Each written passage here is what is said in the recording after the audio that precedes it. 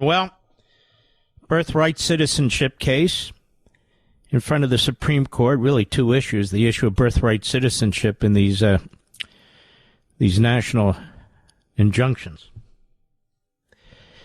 We pulled some audio here that I think you're going to find fascinating. This is, of course, in my zone, and so we're going to spend most, if not all, the first hour on this, breaking it down for you so you understand on multiple levels what's taking place. I've talked about birthright citizenship behind this microphone for 20 years. I've talked about it on Fox. I think it goes back to like 2012 or something the first time I talked about it. I've written about it.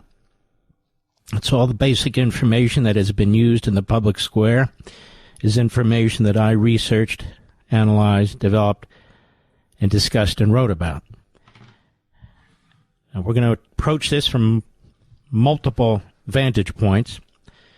The arguments that are being made, the conduct of the justices, what your Constitution compels, the 14th Amendment, the power of the judiciary. We're going to take a look at all this because it's relevant to your life. Now, what's amazing, even though I don't address birthright citizenship per se in my new book on power, this falls right into the category, as some of the other things do, of what I write about in the book. So let's take a look at this. Let's listen into some of this first. You'll be disappointed, of course, with Amy Coney Barrett. She's gone to the dark side. That's just the way it is. She's gone to the dark side. But let's start with Brown. Ketanji Brown Jackson. Birthright citizenship case today. The Solicitor General is John Sauer, who was President Trump's lawyer in the Supreme Court in the immunity debate, where he did very well. Immunity case. Cut 6, go. I would think we'd want the system to move as quickly as possible to reach the merits of the issue and maybe have this court decide whether or not the government is entitled to do this under the law. Now, hold on now. So what she's talking about are these nationwide injunctions. So her justification, which is perverse, it's a perverse logic. Her justification is, well, why wouldn't you want this so it gets quickly to the U.S. Supreme Court? Well, why would it get more quickly to the U.S. Supreme Court if you have a district court that makes a decision that's worthy of Supreme Court review? Then the court should take that up quickly from the appellate court. But that is not a justification for power being ceded to hundreds and hundreds of federal district courts. There's nothing in our history, nothing in our Constitution, nothing in any judiciary act that empowers federal trial courts to do any such thing. So Justice Jackson is basically a hack in a black robe. That's what she is. You can bet your mortgage. You can bet whatever you want on where she's going to come down on these big constitutional issues. You can bet it. It's always centralized power. It's always what I call, and I call it in the book, I coin a number of phrases, the deconstitutionalization of our government. She's deconstitutionalizing our government. Go ahead. Having universal injunctions actually facilitate that. It seems to me that when the government is completely enjoined from doing the thing it wants to do, it moves quickly to... So this is a speech on behalf of hundreds and hundreds of like-minded radical left-wing judges. She was one. I believe she moved from the district court to the Supreme Court, the district court in Washington. And so you see what she's saying. Well, if we can have these nationwide injunctions, then the Supreme Court essentially will be forced to take it up relatively quickly. That is so perverse. Well, maybe they should seize other powers, forcing the Supreme Court to take the case up relatively quickly. No? Go ahead. Appeal that to get it to the Supreme Court, and that's actually what we would want.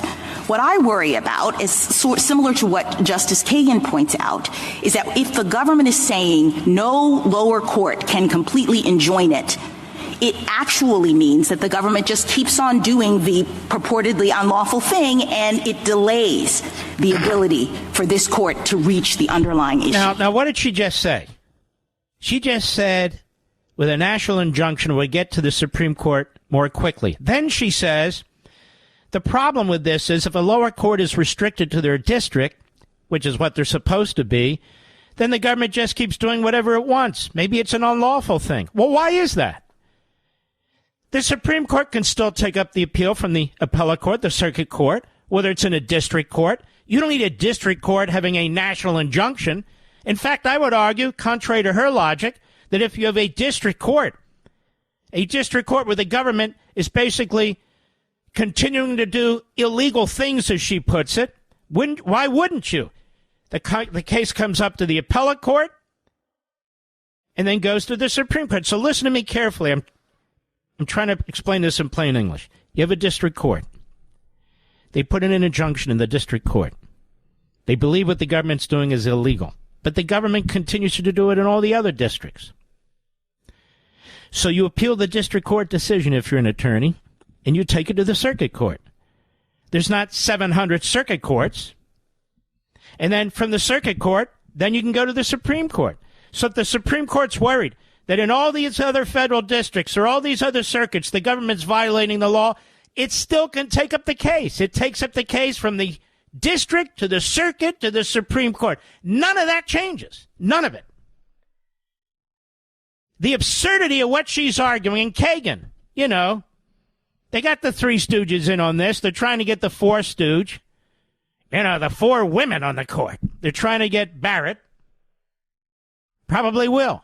This really is cut and dry. This isn't even controversial.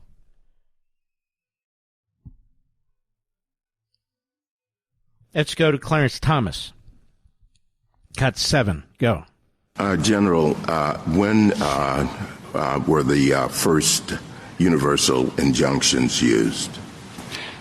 We believe that the best reading of that is what you said in Trump against Hawaii, which is that Wirtz in 1963 was really the first universal injunction. There's a dispute about Perkins against Lucan's Oil going back to 1940. And of course, we point to the court's opinion that reversed that universal injunction issued by the D.C. Circuit and said it's profoundly wrong. Now, if you look at the cases that the either party cite, you see a common theme. The cases that we cite, like National Treasury's Employment Union, Perkins against Lucan's Oil, Frothingham in Massachusetts against Mellon, going back to Scott against Donald, and all of those are cases where the court considered and addressed the sort of universal, in that case, statewide issue of provision of injunctive relief. So when the court has considered and addressed this, it has consistently said you have to limit the remedy to the plaintiffs who appearing in court and complaining of that remedy. So we survived until the 1960s without universal injunctions. That's exactly correct. And in fact, those are very limited. Stop. This is too important. This guy's a genius, Clarence Thomas. No wonder they try to destroy him. His point is, all the way up to 1963, we never really had universal injunctions. For almost 200 years, 180 years, give or take, we didn't have universal injunctions. We didn't have them. And now you have Jackson and Kagan and Sotomayor and no doubt Barrett making the case. Well, you can get your case to the Supreme Court more quickly. Why? What does that have to do with anything? Let's say, again as a footnote, you take a case to a judge in Boston, a federal district court in Boston. In Boston, let's say, is the jurisdiction. And you bring that case and you're the government, and somebody brings the case against you and you're the government, and the case brought against you, the court puts in place a temporary injunction. But the government can continue to do what it's doing in all these other jurisdictions. And Jackson says, so the government can continue to act illegally in all these other jurisdictions. Well, who says the government's acting illegally in all these other jurisdictions? Maybe that judge in Boston is wrong. Maybe the government's not acting illegally or unconstitutionally. So she's making a pretty broad assumption. But putting that aside, the case in Boston winds up, I think it's the Second Circuit over there, not sure. Goes to the appellate court, the Second Circuit, but whatever it's called, it doesn't appellate court. And after the appellate court, you can appeal to the Supreme Court. So whether it comes out of a single district or it comes out of a national injunction, the Supreme Court still can take a whack at it. So Jackson makes absolutely no sense. She demonstrates she's an idiot and an ideologue, in my humble opinion. And then we have Clarence Thomas saying, okay, how did we survive without this for most of our history? Go ahead. In the 1960s, it really exploded in 2007 in our cert petition in Summers against Earth Island Institute. We pointed out that the Ninth Circuit had started doing this in a whole bunch of cases involving environmental claims. Mm-hmm. Ninth Circuit. Remember when the Ninth Circuit was crazy ass? That's why Jackson likes it, Kagan likes it, Sotomayor likes it. Unfortunately, Barrett. Then we get into this issue. Well, let's let it play out. This is the Solicitor General, John Sawyer, really sharp guy. And Barrett. Cut 8, go. General Sauer, I want to ask you about a potential tension. Well, no, not potential tension, an actual tension that I see in answers that you gave to Justice Kavanaugh and Justice Kagan.